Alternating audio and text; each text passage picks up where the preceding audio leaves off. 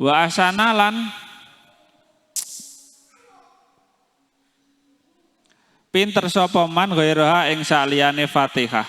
Minal Qur'ani nyatane saking Al-Qur'an wajaba mongko wajib alaihi ing atase man apa sabu ayatin pitu pira-pira ayat. Mutawaliyatin kang nuli iwadan krana dadi ganti Al-Fatihah anil Fatihati saking Fatihah. Au mutafariqatin utawa kang pisah-pisah. Fa ina jiza mongko lamun apes sapa man, fa ina jaza mongko lamun apes sapa man anil Qur'ani saking maca Al-Qur'an. Ata mongko nekanono sapa man bidzikrin kelawan dzikir badalan kelawan dadi ganti anha saking Fatihah. Bihaitsu layang kusu kelawan sekirane ora kurang apa dzikir an hurufiha saking pira-pira hurufe Fatihah. Fa ilam yusin mongko lamun ora bisa bagusi sapa man Qur'anan ing Al-Qur'an wala dzikron lan ora ing dzikir waqafa mongko ngadeg sapa man qadrul Fatihati kelawan kira-kirane Fatihah. Wa fi batinusahi lan iku ing dalam sebagiane tulodo qiraatul Fatihati utawi dawuh qiraatul Fatihah ba'da bismillahirrahmanirrahim ing dalam sawise maca bismillahirrahmanirrahim wa ya utawi bismillah iku ayatun ayat siji minha saking Fatihah. Jadi terus saya ulangi bacaan Fatihah itu wajib. Tetapi ketika Fatihahnya seseorang itu tidak bisa membaca Fatihah, wa man jahila al-Fatihata wa ta'adzarat alaihi li adami maklumin masalan. Nah, semisal gitu. Barang siapa tidak bisa membaca Fatihah dan atau dia memang kesulitan dalam membaca Fatihah karena tidak tahu atau semisal contohnya seperti itu. Tetapi bacaan Al-Quran selain Fatihahnya itu bagus. Nah, maka yang wajib dibaca adalah 7 ayat yang terus menerus. Hal itu untuk menjadi ganti bacaan Fatihah yang memang belum dia bisa. Ataupun yang pisah-pisah gitu. Dan apabila dia tidak mampu membaca Al-Quran, maka nanti dia boleh berzikir yang menjadi ganti dari Fatihah. Sekira bacaan zikirnya itu tidak mengurangi huruf dari Fatihah. Semisal Al-Fatihah itu hurufnya berapa? 100 atau berapa gitu ya. Nah itu ketika zikir dia harus zikir dengan huruf-huruf yang sesuai dengan hal itu. Fa'ilam yasin apabila dia memang tidak bisa membaca Quran dan tidak bisa berzikir, maka dia boleh untuk berdiri diam saja selama perkiraan bacaan Fatihah. Nah, gitu ya. Jadi aturannya itu sudah ada, sudah dirumuskan oleh para ulama. Yang pertama bacaan Fatihah itu wajib. Terus gimana Pak kalau tidak bisa membaca Fatihah?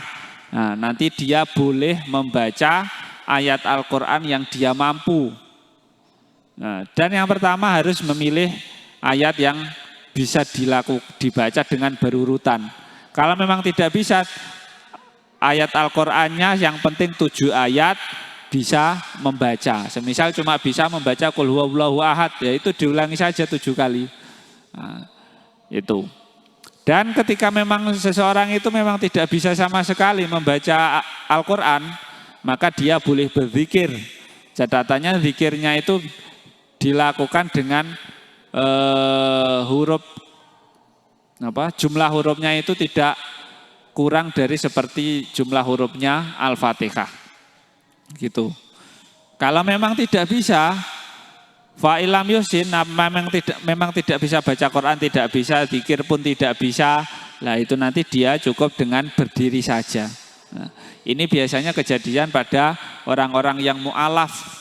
Orang-orang yang mu'alaf baru masuk Islam gitu. Nah itu kan ketika orang yang mu'alaf baru masuk Islam, itu kan memang sudah terkena kewajiban untuk melakukan sholat kan. Nah, semisal masuk Islamnya waktu zuhur. Nah, itu waktu zuhur dia sudah mendapatkan kewajiban untuk melakukan sholat, semisal gitu. Nah itu langsung saja diajari sholat. Semisal membaca Fatihah nggak bisa, yaitu runtutannya. Baca dengan ayat apapun yang dia bisa. Kalau memang nggak bisa, baca disuruh membaca zikir saja. Allahu Akbar, terus Allahu Akbar, Allahu Akbar, Allahu Akbar sampai beberapa kali yang menyesuaikan hurufnya itu sama seperti Al-Fatihah, banyaknya maksudnya. Kalau memang tidak bisa lagi ya cukup dengan berdiri saja. Yang penting itu dia ada itikad untuk melakukan sholat, terus prosedur yang sudah sesuai tadi diajarkan pada orang yang baru masuk Islam tadi. Seperti itu, insya Allah. Jadi kalau dalam pembahasan saya itu memang kurang jelas, bulat ataupun ada kesalahan, silahkan dikoreksi di kolom komentar ya. Ataupun memberi saran. Kalau memang belum paham silahkan diulangi, tinggal geser barnya di bawah gitu.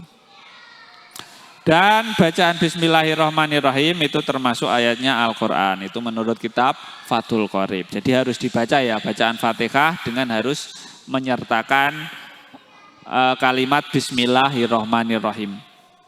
Jadi masih 15 menit lagi saya lanjutkan ke rukun sholat yang kelima. Bismillahirrahmanirrahim. Wal khamisu utawi kang kaping 5 iku ruku. Wa aqallu fardihi utawi luweh kidik-kidike kewajibane ruku liko imin keduwe wong kang ngadeg qadirin kang kuwasa ala ruku ing atase ruku muqtadilin kang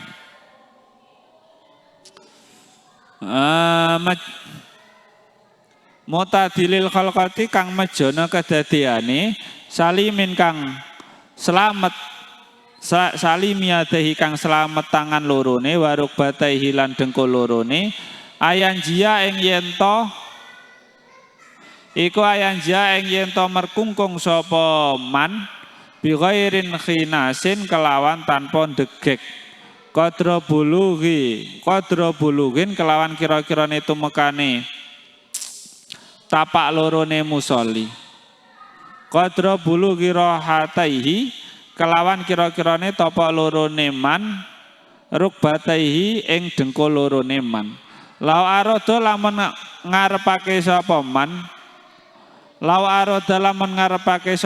wa doaha ing nyelehake rahataihi alaihima ing atase rukbataihi fa ilam yakdir mongko lamun ora kuasa sapa man titik. Dah. Jadi yang kelima itu wajibnya sholat, kewajiban sholat atau rukunnya sholat adalah ruku. Sedangkan ruku paling sedikitnya kewajibannya ruku bagi seorang yang berdiri, mampu berdiri sebagaimana mestinya, dia adalah manusia sempurna, tangan utuh, lutut utuh, berdirinya bisa sempurna, terus kedua tangannya utuh. Nah, itu dalam rukuk dia itu harus merkungkung ya rukuk seperti orang sholat biasanya bi ghairi hinasin tanpa degek, rukuknya harus sempurna gitu. Tidak boleh degek ke atas, kepalanya ke atas ataupun dadanya itu kok naik ketika dia rukuk. Nah. Dan dia melakukannya dengan meletakkan kedua tangan di atas lututnya. Jadi rukuknya itu harus memang dilakukan dengan merkungkung. Bahasa apa ya? Merunduk ya. Merkungkung itu bahasa Indonesianya apa ya? Pokoknya rukuk sebagaimana mestinya tanpa ada naik bagian dadanya ke atas. Kalau naik terus sampai tangannya tidak menyentuh itu nanti malah nggak sah. Nah, ini bagi orang-orang yang kondisi tubuhnya itu seperti biasa, sehat, selamat, terus utuh semua. Kalau bagi orang-orang yang memang tidak mampu nanti ya bisa rukuk semampu dia yang lakukan, semampu apa yang mampu dia lakukan gitu. Jadi rukuk itu merupakan kewajiban kelima bagi orang yang sholat. Dia harus dilakukan sebagaimana mestinya. Harus benar-benar rukuk tenanan gitu. Enggak boleh bagian dada ataupun lehernya itu degek ke atas gitu.